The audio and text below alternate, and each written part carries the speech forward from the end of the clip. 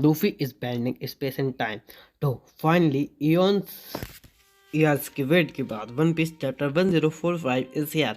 भाई साहब क्या चैप्टर था। ओडा सेंसे ने हर बार की तरह कुछ थ्योरीज को डिस्प्रूव किया, कुछ को कंफर्म किया और नई थ्योरीज की जगह दी।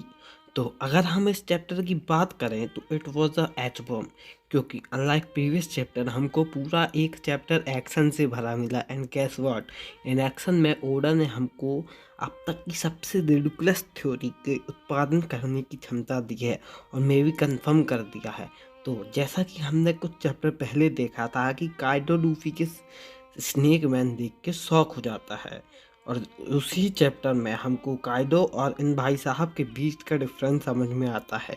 अनलाइक हिम, काइडो लूफी को इंटेलेक्चुअली एनरेस करता है और उसको समझ में आता है कि लूफी का devil fruit Gomo Gomo no Yomi नहीं ही हो सकता है, क्योंकि लूफी अपनी विल पे स्नेक मैन के हाथ टर्न कर रहा था, और जो कि वहाँ पे जॉइंट भी नहीं है, क्योंकि हमको पिछले चैप्टर में बताया गया है कि काइडो इज राइट, लूफी का डेविल फ्रूट हितो नो योमी मॉडल निका है, लेकिन उसकी असली पावर हमको नहीं बताई गई थी और इस चैप्टर में भी हमको कंफर्म नहीं किया है गया है।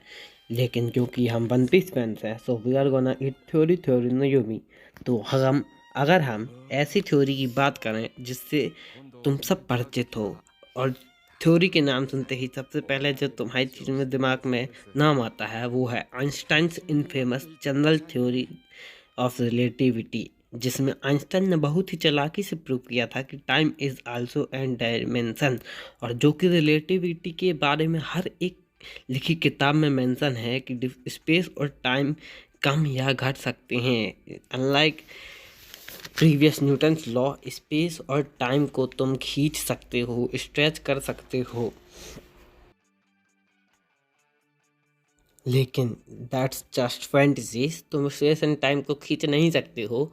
An observer will see that space and time is stretched but observed one will not.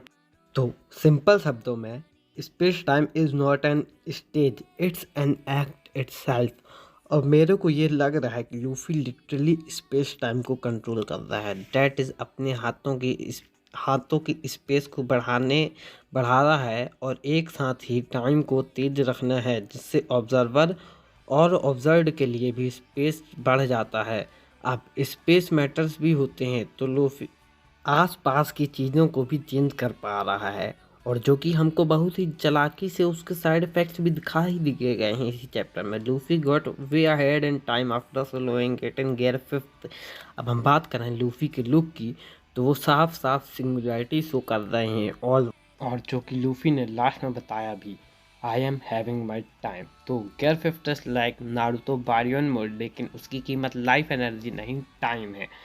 अब मैं जब सिंगुलैरिटी बोल रहा हूँ तो इस बात की पॉसिबिलिटी बहुत ज़्यादा ही बढ़ जाती है कि इसी पावर से सारे डेविल फ्रूट्स का निर्माण किया गया है। And behold yourself, simple term for singularity is wide, rings a bell. Anyway, हमको ये तो कंफर्म ही हो गया है कि वो बड़ी वाली स्ट्रॉ हैट लूफी का वेट कर रही है। Straw can represent the structure of space lines. Anyway, ये सिर्फ एक थ्योरी है, लेकिन it fits perfectly and if it is true, Luffy आज तक की एनिमे की हिस्ट्री में सबसे ज़्यादा पावरफुल करेक्टर होने वाला है।